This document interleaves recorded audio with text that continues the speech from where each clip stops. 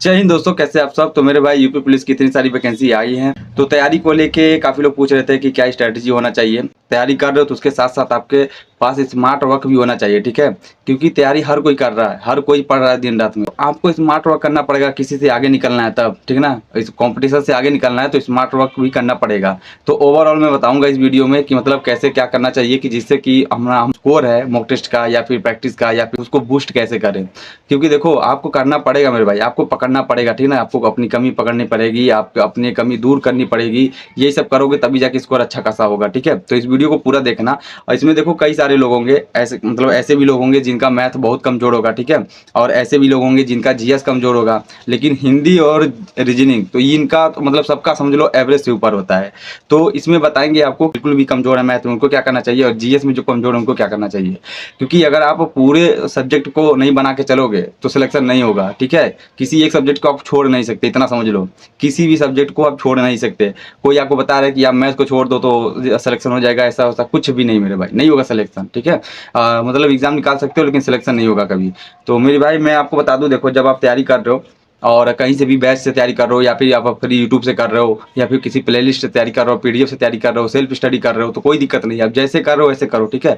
कभी आपको बुक्स के बारे में नहीं बताता है मतलब कौन सी बुक आपको लेनी चाहिए, क्योंकि मुझे पता चल गया है, मुझे इतना अनुभव हो गया है कि कोई भी बुक आपके पास हो किसी भी एग्जाम के लिए, अगर आप उसको अच्छे से पढ़ रहे हो, कोई भी बुक हो अच्छे से पढ़ रहे हो, इतना इतना अच्छे से पढ़ रहे हो कि मतलब हर एक जगह का आपके दिमाग में डायग्राम बन रहा है कि हाँ ये क्वेश्चन यहाँ से है, ये जो सवाल पूछा गया है ये यहाँ से पूछा गया है। तो आप समझो कि बहुत अच्छा खासा कर ले जाओगे उस सब्जेक्ट में, मतलब उस टॉपिक में, ठीक है।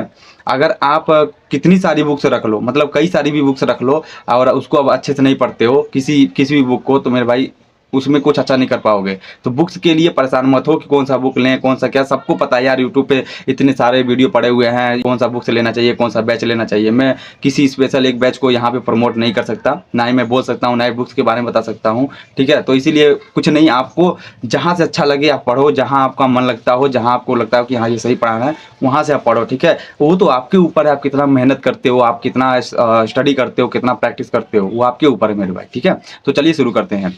सबसे पहले मैं आपको बता दूं, देखो जब आप तैयारी कर रहे हो तो जिनका मैथ कमजोर है, मतलब इसमें काफ़ी लोग ऐसे होंगे जो 70 से 80% लोग ऐसे होंगे जिनका मैथ काफ़ी कमजोर होगा, ठीक है। और मैथ ये समझो यूपी पुलिस में इस बार कांस्टेबल में बता रहा हूँ 27 क्वेश्चन लगभग आए थे, हर एक शिफ्ट में लगभग 27 क्वेश्चन मैथ आए थे। तो 27 में से अगर मैं आपको कह दूं कि 20 प्लस आपको करना है, अगर सिलेक्शन लेना है तो मेरे भाई करना ही पड़ेगा 20 प्लस। तो उसके लिए मैं आपको बता रहा हूँ क्या करना चाहिए। देखो मैथ एक ऐसा सब्जेक्ट है, और जीएस मतलब जिनका मैथ कमजोर होगा उनका जीएस हो सकता है सही हो, या फिर जीएस भी कमजोर होगा उनका। तो देखो जिनका जीएस सही है, मान के चलो उनका एवरेज से ऊपर है, 38 क्वेश्चन में से वो 20-22 क्वेश्चन 25 क्वेश्चन कर ले रहे हैं जीएस में, और मैथ कमजोर है, तो उनके लिए मैं बता दूं आप मैथ पे काम करो, ठीक है। इतना अच्छे से काम करो कि थोड़ा टाइम वहां से जो जीएस पे ज्यादा टाइम दे रहे थे उसमें से थोड़ा टाइम काट के आप मैथ पे ला के दो, ठीक है। क्योंकि आपको मैथ अच्छा बनाना पड़ेगा, नहीं बनाओगे तो सिलेक्शन नहीं होगा। तो मैथ के लिए मैं आपको बता दूं, आप जब तैयार कर रहे हो मैथ, पढ़ रहे हो कहीं से, सिलेबस वगैरह पूरा हो गया है तो डेली मॉक टेस्ट लगाओ, ठीक है। मैथ का सारा टॉपिक पढ़ लिया है, याद हो ना हो अलग बात है, मैं ये नहीं कह रहा हूँ कि आपको मैथ आप पढ़ रहे हो हर एक क्लास की है, हर एक सब्जेक्ट हर एक टॉपिक का परसेंटेज की है तो परसेंटेज हर एक क्वेश्चन आपके आने होने चाहिए, ठीक है ना। ये जरूरी नहीं है। आप पढ़ लिए एक बार सारा टॉपिक मैथ का, उसके बाद से दिमाग में है नहीं है वो अलग बात है। आप प्रैक्टिस पे जोर दो, जो आपने नोट्स बनाए हैं या फिर नहीं बनाए नोट्स, कोई दिक्कत नहीं, मॉक टेस्ट लगाओ, जहां से गलती हो रही है जहां से देखो कि मतलब किस टॉपिक से गलत हो रहा है, उस टॉपिक को पूरा रिवीजन करो उस दिन। आप अपने मॉक टेस्ट से अपना टारगेट बना सकते हो कि मेरा टारगेट क्या होने वाला है आज का, मेरा टारगेट क्या होने वाला है कल का, ठीक है। अपने मॉक टेस्ट से आप अपना टारगेट बना सकते हो मेरे भाई। कहीं मतलब ऐसा नहीं है कि कोई टारगेट बताए आपको तो वही आप तैयारी करो। आप खुद देखो, मॉक टेस्ट लगाओ, आपका उसमें देखो कहाँ से गलत हो रहा है। हो सकता है आपका 3 टॉपिक से गलत हो, या फिर हो सकता है आपका 2 टॉपिक से गलत हो, तो एक दिन में पूरा आपको कवर करना है, ठीक है ना। लेके चलना है, एक दिन में पूरा कवर करना है। मैथ ऐसे तैयार होगा। अभी मैं बताऊंगा मैथ जिनका लगभग सही है, 1-2 क्वेश्चन गलत होता है उनको कैसे करना है। क्योंकि देखो मैथ में पूरा मारने का चांस आप रख सकते हो, मैथ में पूरा मार सकते हो, ठीक है। 100 to 100 कर सकते हो। तो मैं आपको बता रहा हूँ मैथ जब तैयार कर रहे हो तो आप मैथ को प्रैक्टिस करो जितना हो सके, बुक्स से लगाओ क्वेश्चंस। जब तक बुक्स से नहीं लगाओगे तब तक कुछ नहीं होगा। जिनका बहुत ही कमजोर मैथ है, मतलब 10 क्वेश्चन भी नहीं कर पा रहे हैं, 10 क्वेश्चन से कम ही हो रहा है, खासकर मेरी बहनें कितनी लोग ऐसी हैं जो बोलती हैं कि 10 क्वेश्चन भी नहीं होता है, 12 क्वेश्चन भी नहीं होता है, उनके लिए मैं बता दूं आपको प्रैक्टिस करने की जरूरत है। आप बुक से प्रैक्टिस करो जितना हो सके उतना, मतलब चैप्टर वाइज प्रैक्टिस करो। नंबर सिस्टम प्रैक्टिस कीजिए, एवरेज प्रैक्टिस कीजिए, परसेंटेज, रेशियो, प्रोपोर्शन हो गया, डेसिमल फ्रैक्शन हो गया, ये सब क्या है प्रैक्टिस करो। जितना ज़्यादा कैलकुलेशन आपका तेज होगा उतना ही अच्छा आप समझ पाओगे किसी भी चैप्टर में, ठीक है, मैथ के। तो कैलकुलेशन पे भी काम करना, आपको पहाड़े आना चाहिए 20 तक, ठीक है, वर्ग क्यों याद होने चाहिए 25-30 तक। तो इस तरह से आपको थोड़ा अपना कैलकुलेशन ध्यान देना पड़ेगा जिनका मैथ कमजोर है। कैलकुलेशन अगर बहुत अच्छा है तो मैथ में पकड़ आपकी बन जाएगी बहुत अच्छी खासी, ठीक है। तो कैलकुलेशन पे काम करना, और कैलकुलेशन पे काम करते हुए आप अपने प्रैक्टिस करना जो चैप्टर वाइज है, ठीक है। अब देखो जिनका मतलब मैथ सही है, और जीएस पे आपको काम करना है। ऐसा नहीं कि मैथ आप पढ़ रहे हो, आपका मैथ बिल्कुल भी सही है, जीएस को बिल्कुल छोड़ देना। जीएस को छोड़ना नहीं है, जीएस को आप दिन में 1 घंटे दो, हिंदी को 1 घंटे दो, रीजनिंग को 1 घंटे दो, बाकी टाइम मैथ को दे सकते हो अगर आपका मैथ कमजोर है, ठीक है। 1-1 घंटे दे दो उनको, कोई दिक्कत नहीं है, बाकी टाइम अपना मैथ को दो, जिससे कि क्या आपका मैथ बहुत ही जल्दी हो जाए। इस 10-15 दिन 20 दिन में आपका मैथ लगभग ये समझो कि ग्रो हो जाए मैथ आपका, मतलब सवाल लगाने लग जाओ, ठीक है ना, कैलकुलेशन वगैरह सही हो जाए। तो अपने अभी आप टाइम दो, अगर आपका मैथ बहुत कमजोर है तो। अगर आपका मैथ एवरेज से ऊपर है तो थोड़ा कम टाइम दो, बाकी जीएस को 1 घंटे दो, हिंदी को 2 घंटे दो, रीजनिंग को 1 घंटे दो, जीएस को 1.5-2 घंटे दे सकते हो, कोई दिक्कत नहीं है। क्योंकि जीएस में भी स्कोर करना पड़ेगा, जीएस में भी स्कोर 25 प्लस 22 प्लस करना पड़ेगा, ठीक है। तो यही है कि मैथ पे आपको टाइम देना पड़ेगा, और सारे और बाकी सब्जेक्ट से आपको थोड़ा थोड़ा टाइम निकाल के मैथ को देना पड़ेगा, क्योंकि अगर आपको मैथ नहीं आएगा तो मेरे भाई सिलेक्शन भी नहीं होगा, ठीक है। क्योंकि हर एक मतलब एग्जाम ये समझो कि मैथ का वेटेज बढ़ रहा है, तो इसीलिए मैथ को आपको पकड़ बनानी पड़ेगी। तो अब बताते हैं जिनका मैथ जो है मीडियम से ऊपर है, मतलब एवरेज से ऊपर, उनको क्या करना चाहिए। वो बस इतना करें ना, जिनका भी मैथ ये समझो मैं बता रहा हूँ 15 प्लस या फिर 17-18 क्वेश्चन जिनका भी मैथ हो रहा है, 17-18 क्वेश्चन, बाकी उनको 8 से 9 क्वेश्चन सही करने हैं। तो उनके लिए मैं बता दूं आपको कहीं से भी पढ़ने की जरूरत नहीं है, क्लास करने की जरूरत नहीं है। आपने सारा टॉपिक तो पढ़ ही लिया होगा, परसेंटेज वगैरह ये सब जो कुछ भी है ओवरऑल मैथ पढ़ लिया होगा, जो भी आपके सिलेबस में है।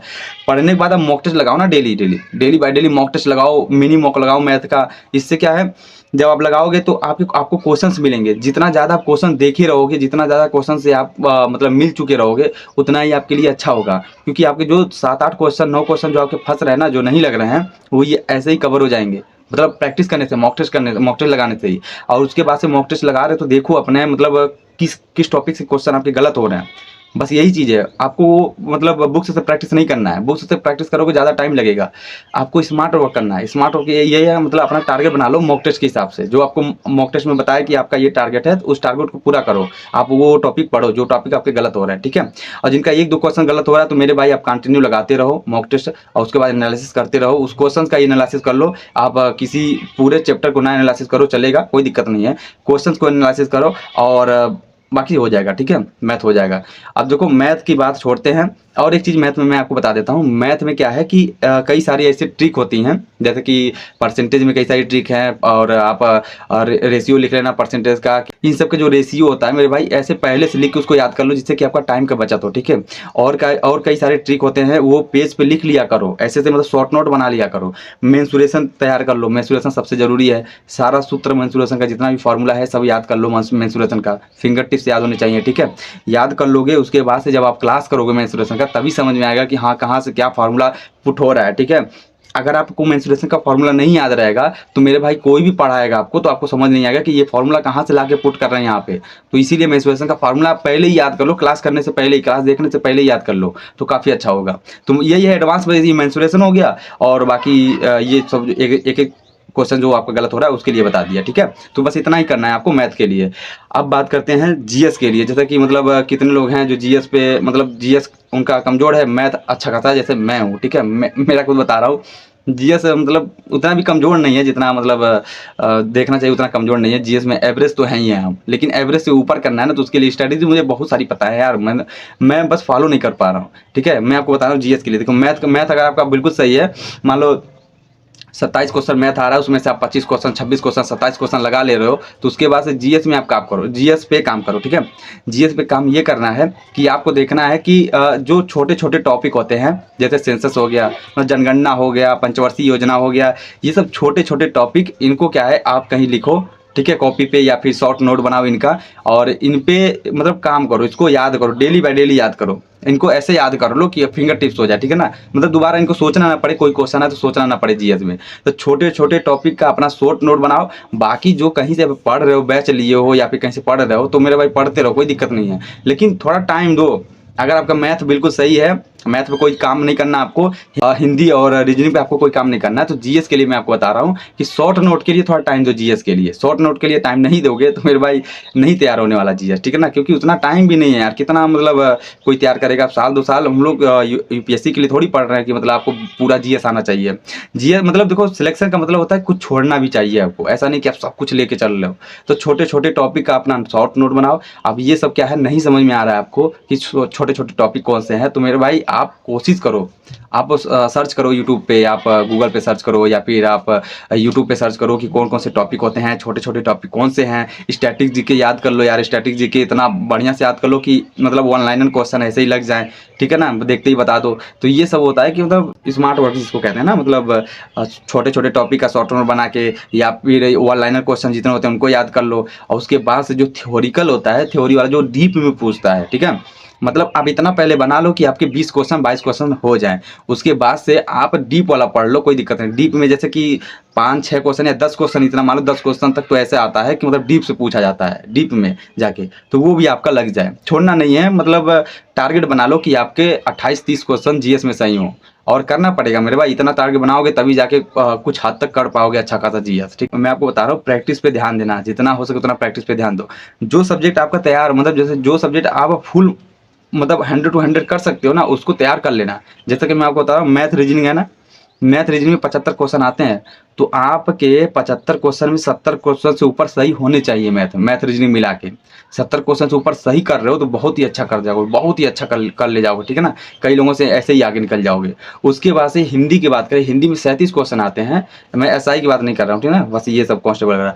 हिंदी में 37 क्वेश्चन आते हैं, तो 37 क्वेश्चन में से आप ये समझो 32 क्वेश्चन प्लस करो, 32, 33, 34 क्वेश्चन आपके हो जाएं बिल्कुल, उनसे नीचे ना हो, वो आपका एवरेज हो 32 क्वेश्चन, और एवरेज से ऊपर आप 34-35 भी कर ले जाओ, ठीक है। क्योंकि बहुत लोग करते हैं यार, मतलब 37 में से 35-36 क्वेश्चन भी सब लोग करते हैं, तो हो जाएगा आराम से। आप एवरेज बना लेना 32 क्वेश्चन एवरेज। और देखो, हिंदी भी बहुत आसानी से तैयार हो जाएगा। हिंदी मॉक टेस्ट लगाते रहोगे ना, जितना ज़्यादा क्वेश्चन से आपका मेल होगा, जितना ज़्यादा क्वेश्चन आप देख पाओगे अपनी आंखों से, उतना ही आपके लिए अच्छा होगा, उतना ही आपके दिमाग में बैठता जाएगा एक एक चीज़, ठीक है। तो यही सब चीज़ें मेरे भाई, अच्छे से तैयारी करो, और देखो पॉजिटिव रहो कि यार सब कुछ हो सकता है। जो यूपीएससी भी निकाल रहा है ना, वो भी एक इंसान है, ठीक है। जो यूपीएससी निकाल रहा है वो भी एक इंसान है, वो इतना कुछ पढ़ सकता है, तो हम लोग को तो बहुत ही कम पढ़ना है, तो आराम से हो जाएगा, कोई टेंशन नहीं है, ठीक है ना। पढ़ो अच्छे से और ध्यान दो, और अपने पढ़ाई पे ही ध्यान दो, मतलब गोल पे अपने ध्यान दो कि आपका गोल क्या है, आपको लक्ष्य, आपके लक्ष्य क्या है, मतलब आपको जाना कहाँ है। उससे उससे आप भटको मत, ठीक है ना। भटकोगे तो मेरे भाई दिक्कत हो जाएगी, कभी सिलेक्शन नहीं होगा। तो बस यही चीज़ है। और आपके कोई डाउट्स रहते हैं तो मेरे भाई कमेंट कर देना, ठीक है। और वीडियो अच्छा लगे वीडियो को लाइक कर दीजिएगा। चैनल पर नए हो, अगर चैनल से सब्सक्राइब नहीं किए हो तो मेरे भाई कर सकते हो, कोई दिक्कत नहीं, वो आपकी मर्जी है, ठीक है। फिर मिलेंगे नेक्स्ट वीडियो में, तब तक के लिए जय हिंद, टेक केयर।